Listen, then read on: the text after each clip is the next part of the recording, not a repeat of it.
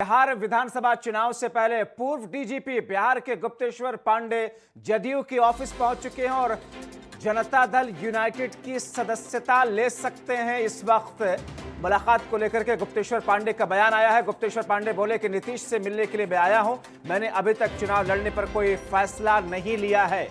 मगर खबरें ये थी कि गुप्तेश्वर पांडे, जो कि अभी कुछ दिन पहले तक बिहार के डीजीपी थे, पुलिस के मुखिया थे, उन्होंने अब राजनीतिक पारी खेलने का फैसला लिया है। और इस बीच में संशय इस बात को लेकर के था कि क्या वो भारतीय जनता पार्टी ज्वाइन करेंगे, आरजेडी जाएंगे या जदयू जाएंगे। तो अब ये साफ हो चुका है कि अब वो जनता दल यूनाइटेड के सदस्य होंगे, यानी कि सदस्यता ले सकते हैं। मुलाकात करने के लिए आज पहुंचे हुए हैं। हमारे साथ इस वक्त दीपक प्रियदर्शी, हमारे सहयोगी और रेजिडेंट एडिटर, फोन लाइन के जरिए जुड़े हुए हैं। दीपक, आखिरी वक्त में भी गुप्तेश्वर पांडे कुछ पत्ते खोल नहीं रहे हैं, हालांकि लगभग तय है कि वो जदयू की सदस्यता लेंगे। देखिए, ये जिस समय उन्होंने वीआरएस लिया था और उसी समय से और उसके पहले से इस बात को लेकर चर्चा थी कि हो सकता है कि गुप्तेश्वर पांडे विधानसभा का चुनाव लड़े। और जिस तरह से उन्होंने अचानक से वीआरएस लिया, राज्य सरकार ने नियमों को शिथिल करते हुए उन्हें वीआरएस दे भी दिया, तो उसके बाद से इस चर्चा ने जोर पकड़ा है कि वो विधानसभा चुनाव लड़ेंगे। हालांकि उन्होंने इस बात की औपचारिक घोषणा नहीं की है, कोई पार्टी भी नहीं ज्वाइन की है। आज वो जेडीयू कार्यालय में मुख्यमंत्री नीतीश कुमार से मिलने पहुंचे थे। नीतीश कुमार इस समय रेगुलर अपने कार्यकर्ताओं से मिलने जेडीयू कार्यालय में सुबह से लेकर शाम तक बैठ रहे हैं।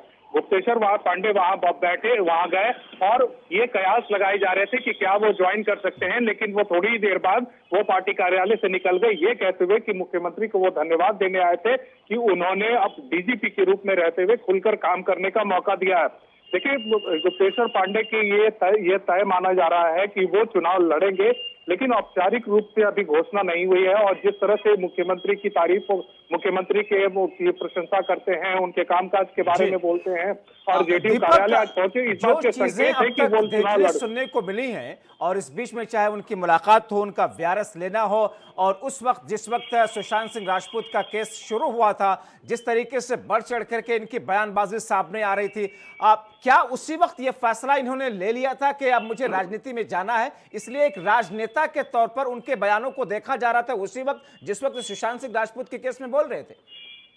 देखिए, राजनीति का झुकाव गुप्तेश्वर पांडे का कोई आज का नहीं है।